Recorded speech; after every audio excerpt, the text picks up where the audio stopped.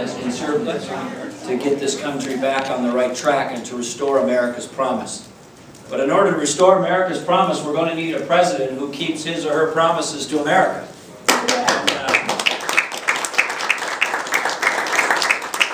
We got a current occupant of the White House who's broken almost every significant promise he made to the people of Iowa and the people of the United States of America. And I won't go through them all in the interest of time, but let me give you a few examples. He stood before the nation as candidate Obama and said, if you elect me president, I'll reduce the budget deficit in half in my first term as president. He broke that promise, didn't he? He stood here in Iowa on the night of the Iowa caucuses in 2008, and he said, our health care system is broken. Remember that? And of course it is broken. But then he went on to say that we're going to focus on cost containment. We're going to work with Republicans and pass a Republican and Democrat bipartisan bill. He was against the individual mandate as a candidate. Remember that? And then he said that he would go out to Washington and get this done with those parameters in mind. He broke that promise and went to Washington and jammed down the nation's throat one of the most partisan, most misguided pieces of legislation in the modern history of the country. And then as Senator Obama, he was very proud to say, as it relates to the possibility of raising the debt ceiling, which is really the spending ceiling, he was very proud to say, we shouldn't do that because it would be an example of failed leadership. And then he voted no in terms of raising the debt ceiling. Remember that? Now he is the world champion of wanting to raise the debt ceiling. The last thing that we should do is give Barack Obama more money to waste in Washington, D.C. If we went around this room, starting with Joni, and then went around the room, and we had the time to each of you to share your American story. Some of your life so far highlights and the things that you value the most, some of the most important lessons that you've learned, some of the chapters from your life where you maybe had great success or maybe great heartache or great heartbreak, and how you overcame it or got through that, or how you started something or grew something. We hear stories about faith. We hear stories about family. We hear stories about neighbors and community. We hear stories about places of worship and charity. We hear stories about people who had a sense of an idea or a dream and were willing to start something and take a risk and try to grow something. It might be a business and grow jobs and the like. And the list would go on. But one thing we probably wouldn't hear is how government drove the train on all of those things for you, or should. What we see is what we know to be true, that America's greatness is a reflection of the greatness of the American people. And the traits that have made this nation great are individual responsibility and industriousness and an appreciation for private sector economic growth, not government sector economic growth, and a sense of coming together as a country, not based on government overreach, not based on government coming in and crowding out our individual freedoms, but knowing that government was supposed to be limited in what it does. Now we've drifted a long ways from that. And then one last thing. We have to grow this economy, we've got to grow this country. So there's a lot of work to be done on the spending reduction side. And there's on that piece, by the way, the Cato Institute, which is a libertarian-leaning group about the toughest grader in terms of fiscal and financial matters in the country, gave only 4 governors in the country an A grade for financial management and leadership. The other 3 aren't running for president. And by the way, I was the only one in the north half of the country to get that grade. Wow. I tell my friends down in some places, my former friend, former governor of Alabama, who's still my friend, it's one thing to be in Alabama and have an all-conservative legislature and governor. Come on up to Minnesota and try it. Come on up to California and try it. But we got it done. And that A grade is, I'm very proud of that. But I want to just tell you, on the growth part of this, we got a government that says our economy is only going to grow 2% over the next 10 years. That's anemic. It's pathetic. Let's have a national aspiration about not having the economy grow 2%, but 3, 4, 5%.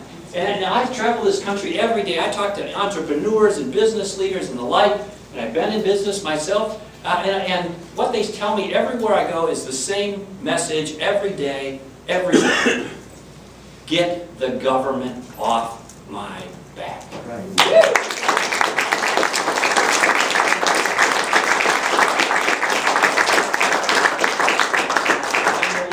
includes lots of things, but of course we have to reform our tax code. Our taxes are too high, the system is too complicated and too intimidating, and we should start by passing a law that requires the members of Congress to do their own tax returns without the help of a lawyer or accountant or tax specialist. Let them experience firsthand in really personal, intimate ways the 9,000-page monstrosity that is this intimidating, ridiculous tax code. I had a W-4 form I filled out the other day. Just had name, address, social security number. Came with 4 pages of instruction. The form itself was a half a page. And I used to practice law. I was a criminal prosecutor for a while. I read it. I could barely understand it. And multiply that by 9,000 more pages. So I think we should take the tax code and throw it out by its roots and have a flatter, simpler, less crony capitalistic tax code than the one we have now. Is if you got a special lobbyist or your industry's in the right spot, you get a special credit, deduction, exemption that other people don't get. Let's just drive the rates as low as we possibly can and clean out as many of those special deals as possible. Number 2, we got to go back and fix the recent harm that's been done. We got to repeal Obamacare and get the